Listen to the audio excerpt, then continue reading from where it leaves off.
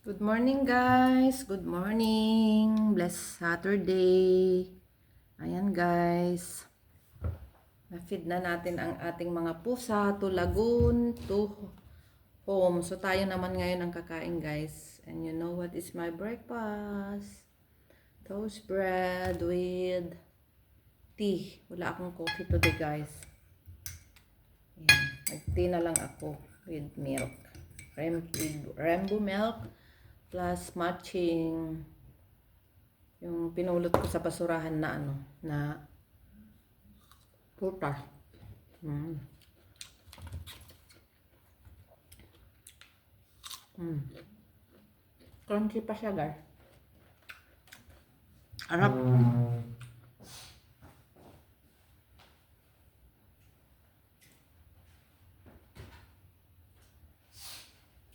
Ayan, guys, ang buhay ng OFW.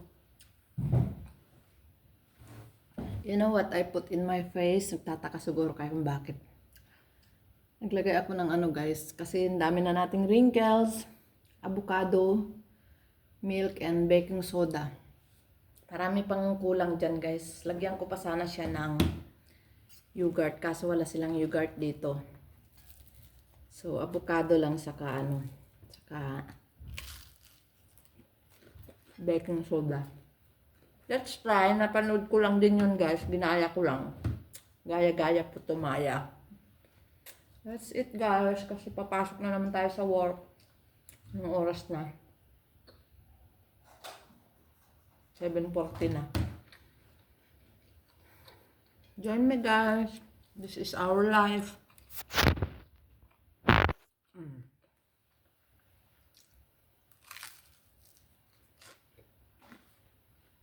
Plus tea.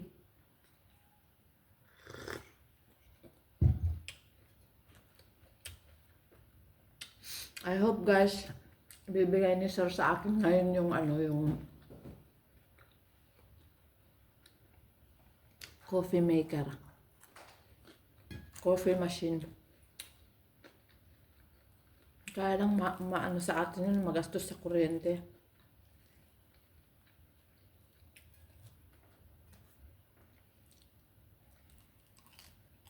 Pero pwede yun guys kung may tayo, yung powder ng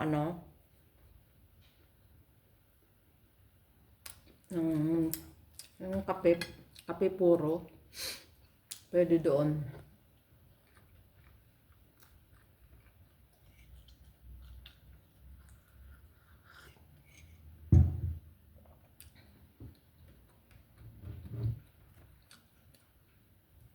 Dalawa yun na binibigay sa akin, yung maliit. Tapos, sabi ng amo ko doon sa kabila, kasi magbiyanan yun, mas maganda daw yung malaki. Alam niyo guys, bagong-bago pa yun, pero bumili kasi yung manugang niya ng bago. Bumili din daw siya. Ba talagang may mga pera no guys? Nakainggit sila. Samantalang tayo, hirap na hirap sa lahat ng bagay.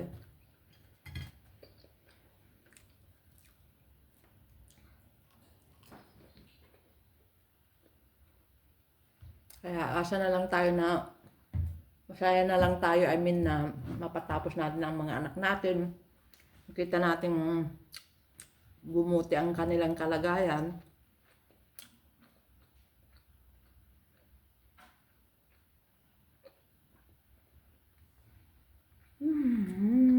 Sarap guys.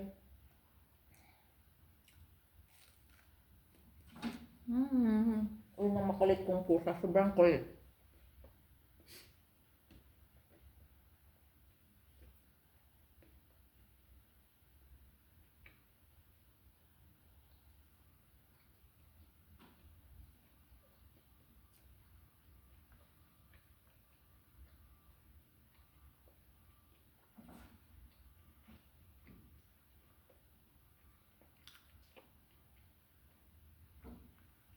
Mimi.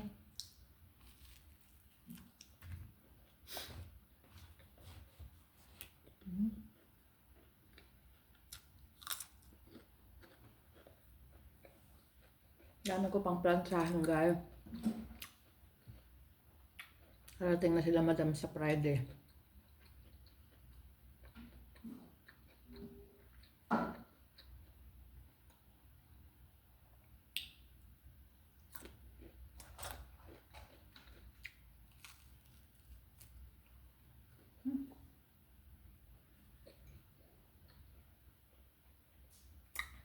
Alas 8 na guys, maliligo pa ako.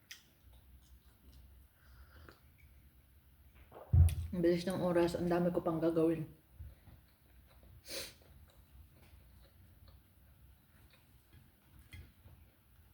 Pag wala sila guys, mas marami tayong trabaho kasi general cleaning natin ng buong bahay.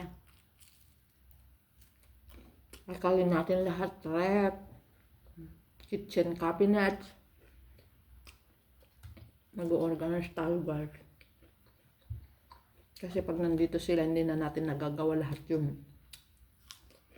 Kung ano lang yung kinakaya ng oras natin. Yun lang yun.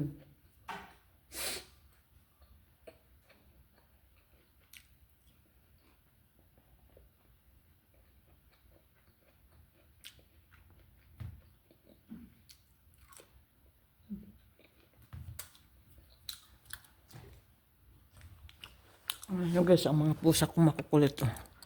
No? Ayun, isa dun sa kwartong maliit. Super kulit din. Ay, Diyos ko. Pag lumaki yun, isa rin yun. Yung si Milo, yung puti, dinadala nila sa iba kasi nagiging violent siya. Kaya yun. Nasa dinala nila sa ibang bahay.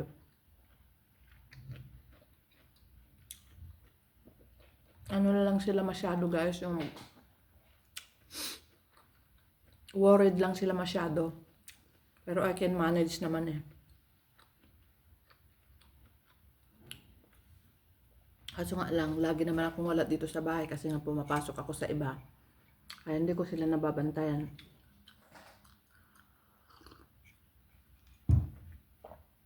Kaya yung isa nagtatago na lang lagi kasi nga takot. Pinakawawa niya kasi.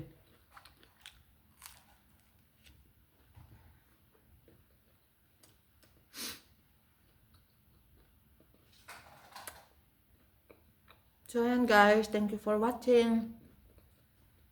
Sip sip everyone. I love you all. Thank you for the support. God bless. Bye.